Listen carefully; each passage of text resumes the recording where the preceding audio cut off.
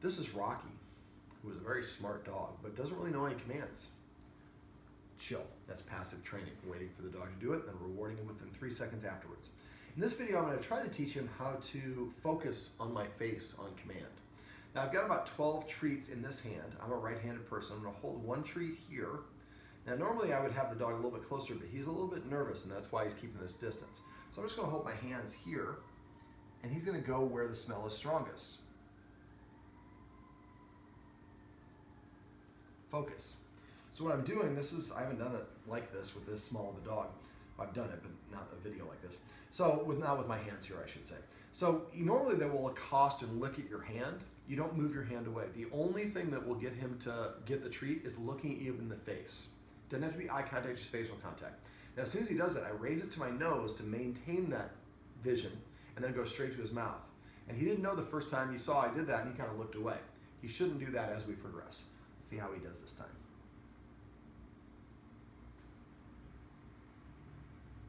Focus. I say the word focus after it goes in his mouth each time. Focus. What we should see is him looking at me faster and faster.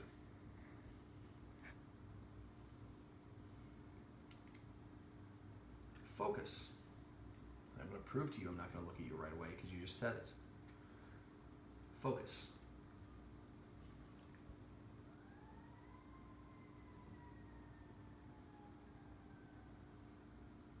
Focus.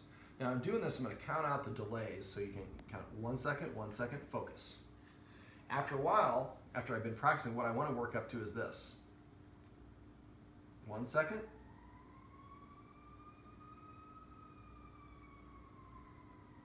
Focus, 15 seconds. Now when you're doing this, each time you do it, reload. I usually hold my hands here on my knees, and I want my hands to look uniform. So I want my knees about shoulder width apart. Sit, more passive training. We've been working on the passive training part. But basically, focus. So what I'm doing is I'm not telling him what to do, I'm not luring him, but when he looks at my face, I raise the treat here so he continues looking at my face. And as I'm doing this, I see the treat here and I see his two eyes. I see like a triangle the whole time we're going towards it. So don't dip it down and don't go like this. You want to raise it here and then straight to his mouth.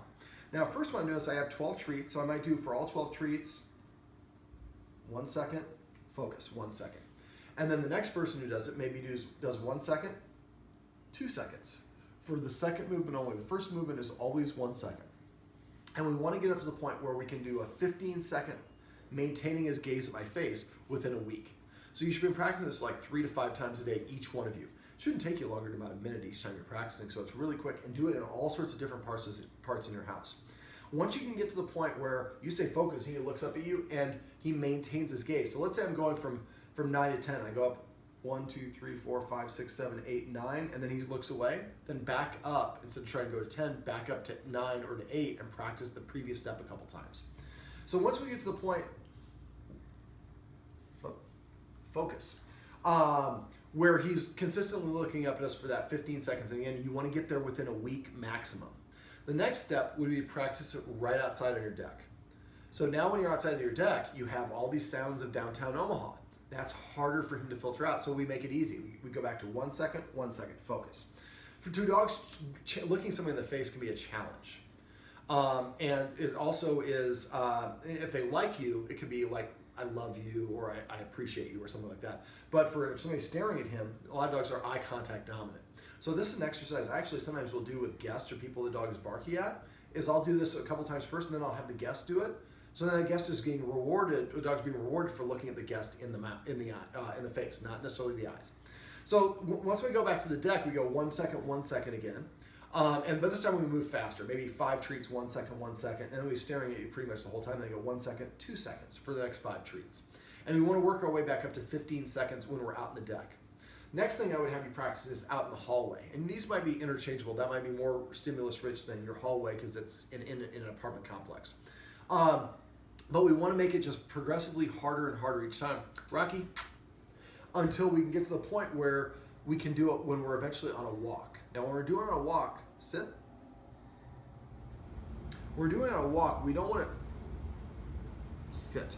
We don't want to do it when there's other dogs or bicycles or any people or anything he's going to be reactive to. We want him to, again, to practice the easiest capacity possible. When we're doing a walk, this is the first time when we're walking, the dog's walking next to me, I want to say focus. He looks up at me. As we continue walking, I raise the treat and I go like this, all the way down since he's a low guy, and then give him the treat so he's looking at me instead of looking at everything else. Dogs cannot focus on multiple things at the same time. So if I'm teaching him to look at me and I see somebody coming around the corner, I know that he's going to be reactive, and I say focus, we start walking, that person might walk and pass a car, or pass his line of sight, and you can redirect his attention before he gets a chance to even react to them. So it can get you out of some trouble. And eventually, but you don't want to try using this at all until you can get me walking with you're several steps along the way. So it's the point where you're walking, you say focus, and he looks up at you. If you try using it right away, then he's like, focus means somebody's around here, what's the danger? Eventually what we want to do is then, like I said, when we see something coming by, we want to give him a focus and then turn a corner or do something and get him out of trouble before he can react. Most of us wait till our dog's reactive, and that's like the dog's essentially hysterical. We're tilting a little bit. There we go. That's all right.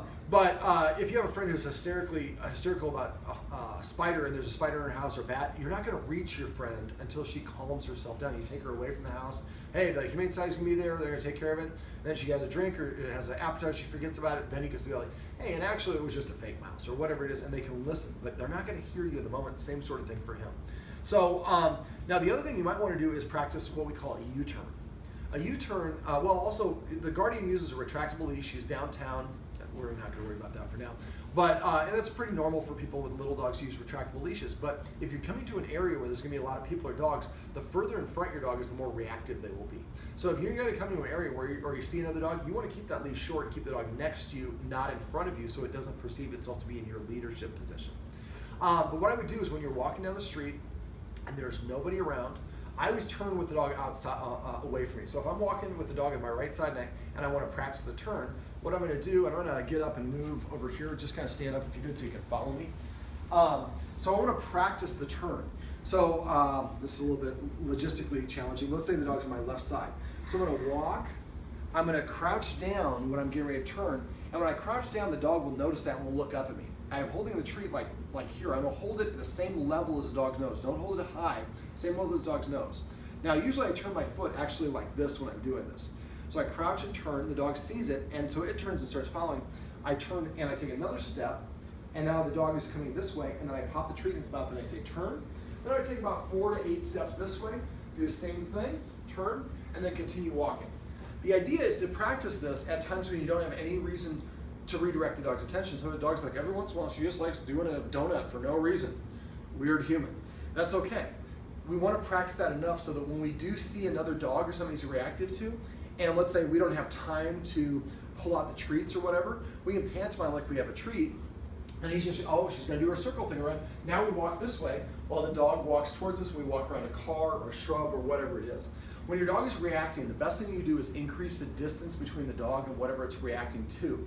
Sometimes we have to walk it around a shrub or something along those lines. So the focus helps you redirect the dog's attention.